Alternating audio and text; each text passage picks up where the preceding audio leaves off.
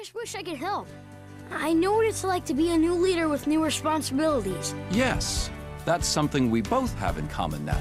When I first discovered that Simba had a son named Copa in the Lion King books, I was completely shocked because I'd watched Lion King 2 dozens of times, and Simba only had a daughter named Kiara. There was never any mention of a son. I remember staring at the book's illustrations, comparing Copa's face to Simba's, feeling bewildered as this character had seemingly vanished. I spent months investigating what happened to Copa, looking through books, analyzing movie scenes, and reading fan theories. What I uncovered was shocking. There's evidence hidden throughout Lion King, too, suggesting something darker might have happened to Copa. Today I'm sharing all these mysterious clues about Disney's forgotten Lion Prince. Did you know that long before Kiara roamed the Pride Lands, there was another heir to Simba's throne? A son who was meant to be king but mysteriously vanished from the franchise completely? This forgotten prince actually existed in official Disney materials, and his name was Copa. When The Lion King became a massive hit in 1994, Disney capitalized on its success by releasing a series of books called The Lion King: 6 New Adventures. These were officially published by Disney and introduced Copa, Simba and Nala's son, who was being groomed as the future king of Pride Rock. The books were sold in Disney stores, featured the Disney logo, and were marketed as official expansions of the Lion King universe. In these stories, Copa had a distinct personality, playful, curious, and adventurous, like his father was as a cub. The illustrations showed him with golden fur and a small tuft of hair on his head that would grow into a majestic mane. We see him playing with his friends Pimbi the Hyrax and Kovu while learning important lessons about leadership from Simba, Nala, and wise old Rafiki. But then something really strange happened. In 1998, Disney released The Lion King 2, Simba's Pride, and suddenly Simba and Nala had a daughter named Kiara who was presented as their only child. Copa had completely disappeared without explanation. The movie begins with Kiara's presentation ceremony, with absolutely no mention of an older brother or what might have happened to him. It was as if Copa had never existed at all. What makes this even more confusing is the timing. These books featuring Copa were published between 1994 and 1996, just a couple years before the sequel film was released. Copa was actively being developed in official Disney materials right up until Kiara suddenly replaced him. This revelation left fans questioning Disney's narrative choices, creating one of the strangest continuity errors in Disney history. Imagine being a kid who read these books, becoming attached to Copa and his adventures, only to watch the sequel and discover he'd been completely replaced. Many fans wondered what happened to the little prince they'd come to know.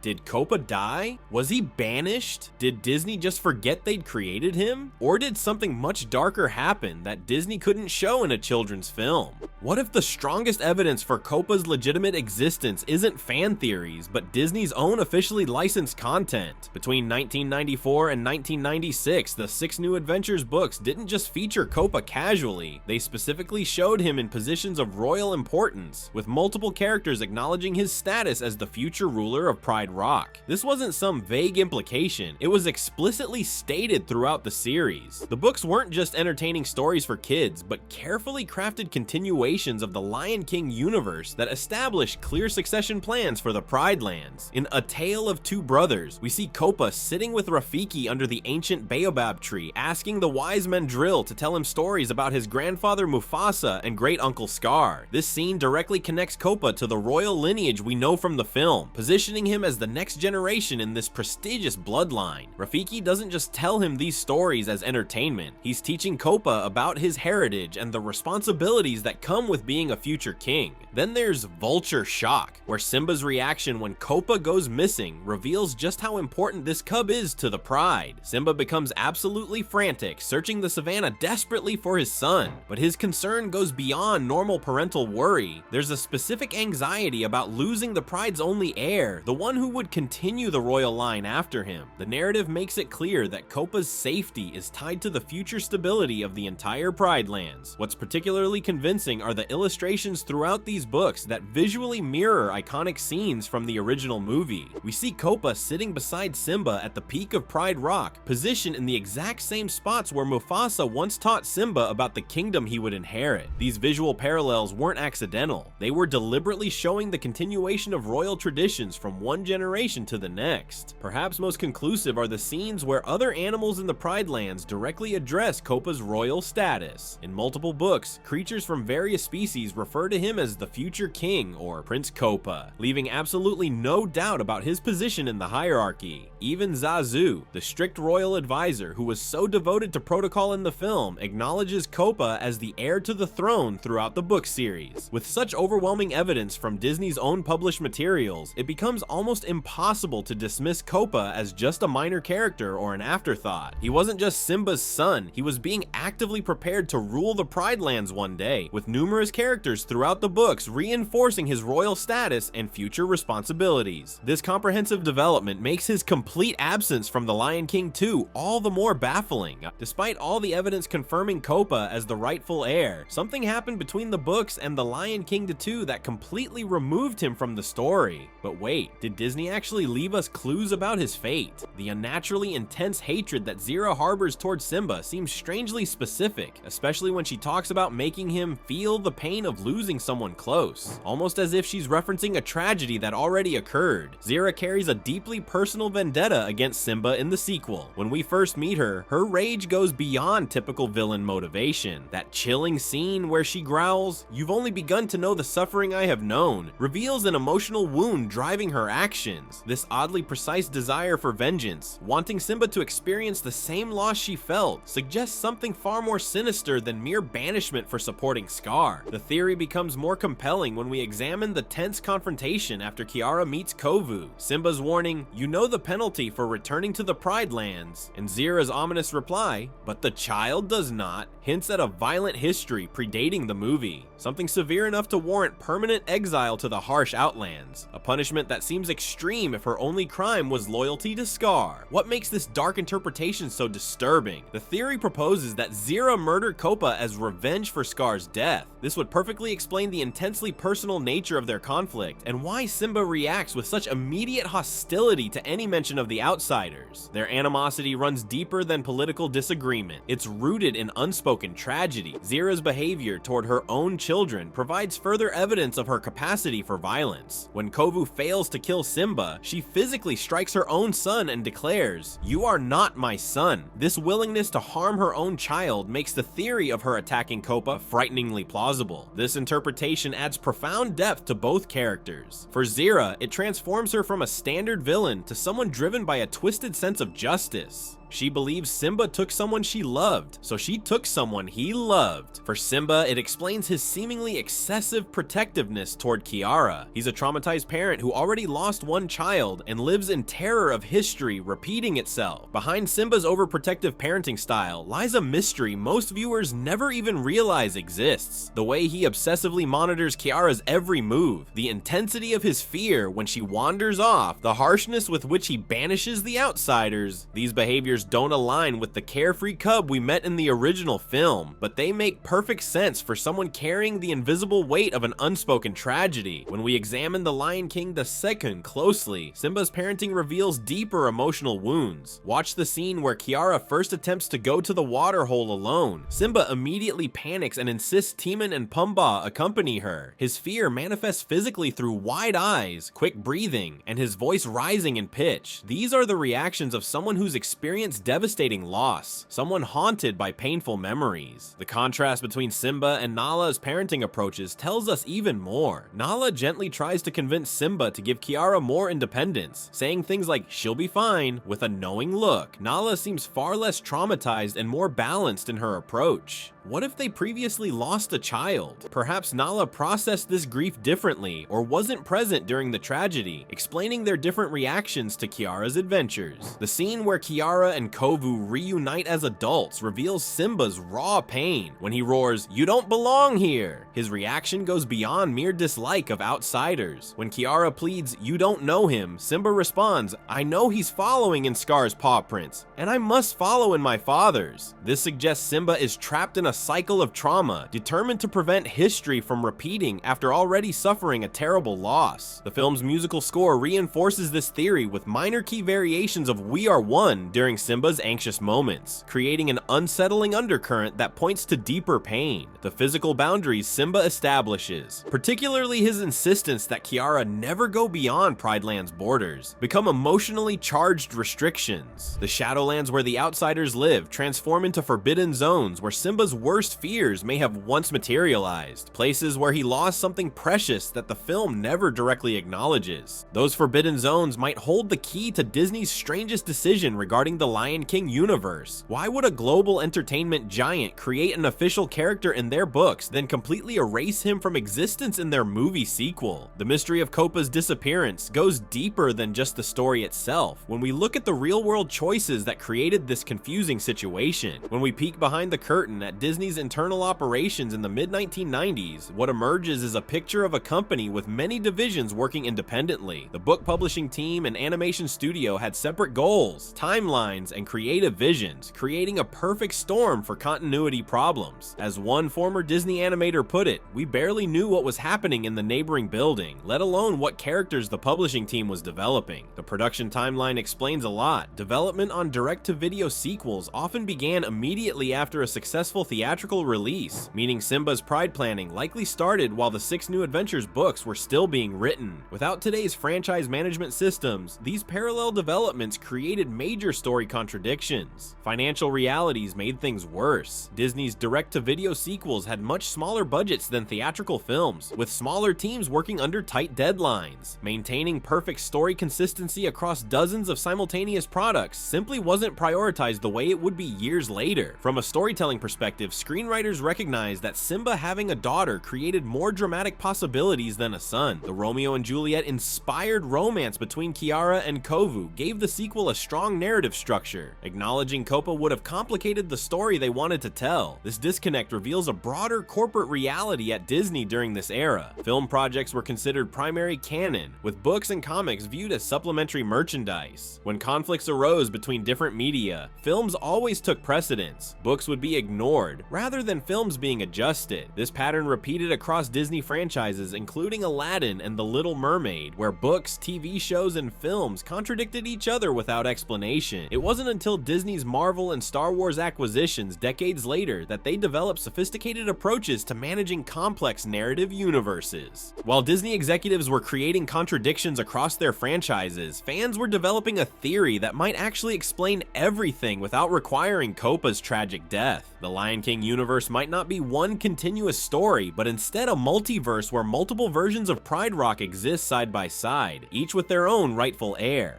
Comic book fans have been dealing with continuity problems for decades. When Superman or Batman stories contradicted each other, publishers introduced the concept of multiple Earths where different versions of the same characters could exist simultaneously. What if we applied this same thinking to The Lion King? Think about it. The Lion King franchise has grown into a sprawling tapestry with many different threads. Each version of the story forms its own branch on a giant baobab tree of possibilities. We have the books with Copa, the movies with Kiara, and the Lion Guard introducing Kion as another child of Simba and Nala. These branches grow separately but from the same trunk, each creating its own timeline with subtle differences in how Pride Rock appears, which supporting characters exist, and even how the laws of nature work. When the Lion Guard premiered in 2016, it added more continuity headaches by introducing Kion as Simba and Nala's son and Kiara's younger brother, but still no mention of Copa. This isn't another mistake, but evidence of parallel timelines.